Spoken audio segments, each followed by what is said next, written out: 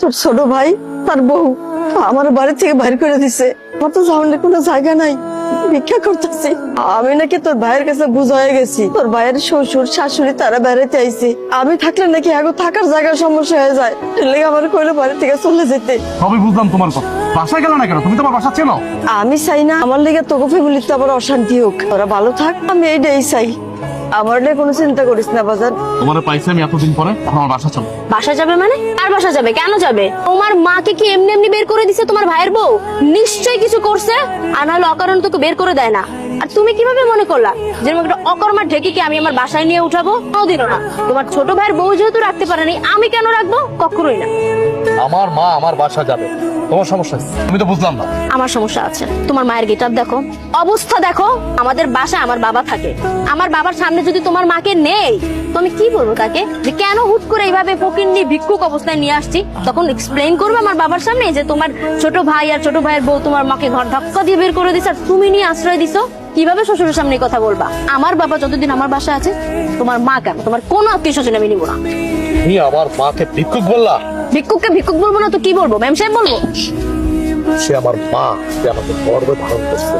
তুমি যদি আরেকটা কথা বলো হরিনাম মা, চলো তুমি আমার বাসা চলো।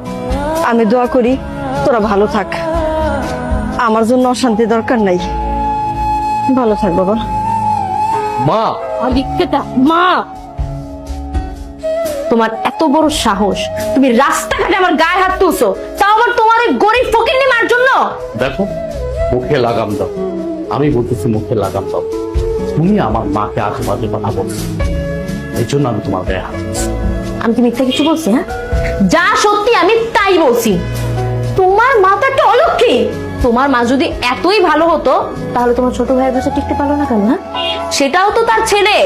তোমার ছোট ভাইয়ের বউ কেন তোমার মাকে রাস্তায় বের করে দিল? হ্যাঁ, নিশ্চয়ই কোন আকাম কুকাম করছে, আর না হলে চুরি করছে হয়তো বা, এই জন্যই ঘাড় ধাক্কা দিয়ে বের করে দিছে। আর তুমি কিভাবে ভাবলা এরকম একটা চোরকে আমি আমার বাসায় নিয়ে আসবো? তাহলে আমি এক কাজ করি, তুমি আমার মাকে আজে বাজে কথা বলার আগে, তোমার বাপ তো আমাদের বাড়িতে থাকে তাই না? আমার কাছে থাকে, শ্বশুর বাড়ি থাকে।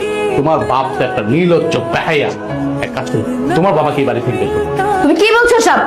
আমার বাবাকে বের করে দিবা মানে? কেন চুপ থাকবো? এখন লেগে গেছে না? এখন লেগে গেছে। নিজের বেলায় 16 আনার, পরের বেলায় 1 আনা না। শোনো, তুমি ভেবেছিও না আমি তোমাকে কখনো বলছি, এখনো বলি, এটা কিন্তু আমার কথা না। এই রাস্তাঘাটে যে মহিলাটা ভিক্ষা করতেছে, এটা কিন্তু আমার মা। আমি তার কারণে কিন্তু পৃথিবীতে আসছি। তুমি এত বড় বড় কথা বলতেছো। পারবে তুমি তোমার বাবাকে এই বাড়ি থেকে চলে যেতে? পাঠায় দিতে পারবে?